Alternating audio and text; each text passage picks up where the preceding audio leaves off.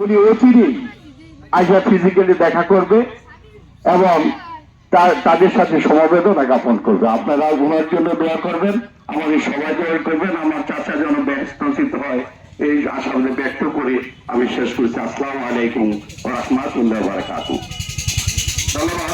এরপর যে আমাদের সামনে সর্বশেষ বক্তব্য পেশ করছেন আমাদের উপজেলা নির্বাহী কর্মকর্তা মহোদয় জনাব ইশতিয়াক স্যার। জনাব ইশতিয়াক আহমদ স্যার। সম্মানিত সকল মুসল্লি, আসসালামু আলাইকুম। আমি ইশতিয়াক আহমেদ, আপনাদের এই উপজেলা নবযোগদানবিদ উপজেলা নির্বাহী অফিসার। আজকে আমরা এখানে সমবেত হয়েছে জনাব বীর মুক্তিযোদ্ধা মঞ্চমাকা ফ্রন্ট, উনি ইন্তিকাল করেছেন। ওনার গাঢ় বানার আমরা ইতিমধ্যে সম্পন্ন করেছি।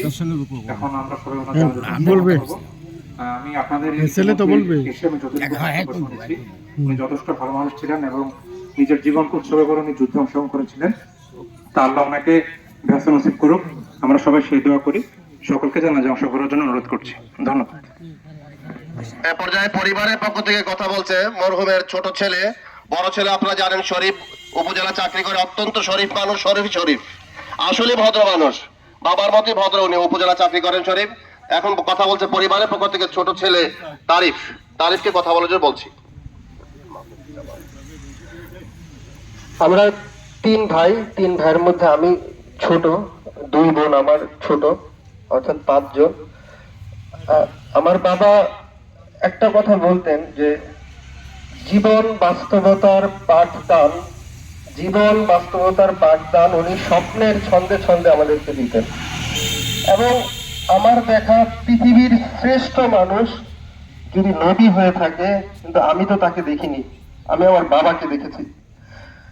আমার বাবার মতো ভালো মানুষ আমার মনে হয় এখানে যারা দাঁড়িয়ে আছেন প্রত্যেকেই বলবেন যে উনি আসলেই ভালো ছিলেন এবং উনি সবার উপকার করতেন। যখন পিজি হসপিটালে ছিলেন সবার জন্য উপকার করার চেষ্টা করতেন।